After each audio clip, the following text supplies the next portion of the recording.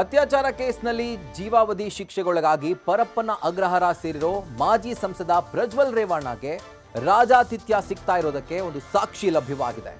ಜೈಲೊಳಗೆ ಪ್ರಜ್ವಲ್ ಬಿಂದಾಸ್ ಆಗಿ ಮೊಬೈಲ್ ಬಳಕೆ ಮಾಡ್ತಿರುವಂಥ ಎಕ್ಸ್ಕ್ಲೂಸಿವ್ ದೃಶ್ಯ ನ್ಯೂಸ್ ಫಸ್ಟ್ಗೆ ಲಭ್ಯವಾಗಿದೆ.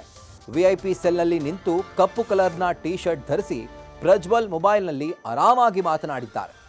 ಯಾರ ಜೊತೆಗೂ ಮಾತಾಡ್ತಾ ಅವನಿಗೆ ನಾನು ಕಾಲ್ ಮಾಡೇ ಇರಲಿಲ್ಲ, ಮೊನ್ನೆ ಮಾಡಿದ್ದೆ, ನೀನು ಯಾಕೆ ಫೋನ್ ಮಾಡಿರಲಿಲ್ಲ ಅಂತ ಕೇಳ್ತಾ ಮಾತನಾಡಿದ್ದು ಈಗ ಈ ಒಂದು ದೃಶ್ಯದಲ್ಲೇ ಅದು ಕನ್ಫರ್ಮ್ ಆಗ್ತಾ ಇದೆ. ಹಾಗೂ ಜೈಲಿನ ರಾಜಾತಿಥ್ಯಕ್ಕೆ ಮತ್ತೊಂದು ಹಿಡಿದಂತಹ ಕೈಗನ್ನಡಿಯಾಗಿದೆ.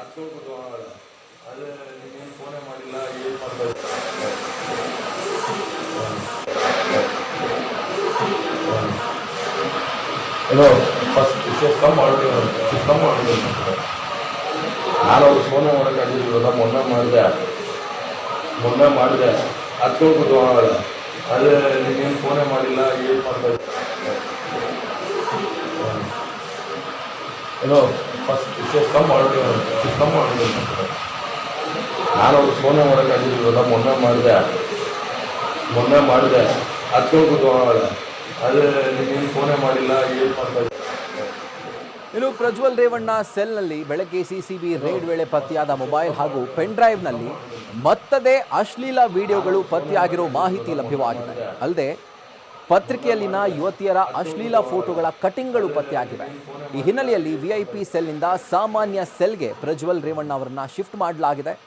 20 ಖೈದಿಗಳಿರುವಂತಹ ಸೆಲ್ಗೆ ಶಿಫ್ಟ್ ಮಾಡಲಾಗಿದ್ದು, ಖೈದಿಗಳ ಯೂನಿಫಾರ್ಮ್ ಹಾಕಿ ಲೈಬ್ರರಿ ಕೆಲಸ ಮಾಡೋಕೆ ಕಡ್ಡಾಯ ತಾಕೀತನ್ನ ಮಾಡಲಾಗಿದೆ.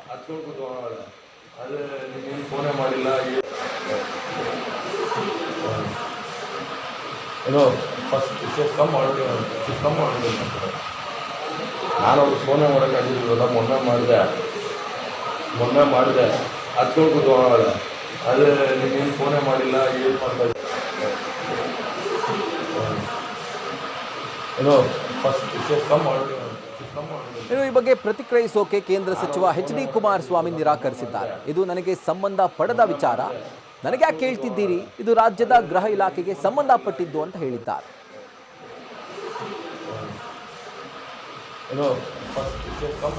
I don't know, that is not concern to me. That is the responsibility of the government. That is the responsibility of Home Department. Whatever illegal issue is there, they will take action. Why you have to ask? ನೋಡಿ ಇದು ನನಗೆ ಸಂಬಂಧ ಇಲ್ಲದೆ ಇರೋದು. Why you ask me? It is not concerned against me. Whatever is actually in jail or somewhere, central jail or your Parappanagar, the responsibility to look after all those things strictly, that is left to the government.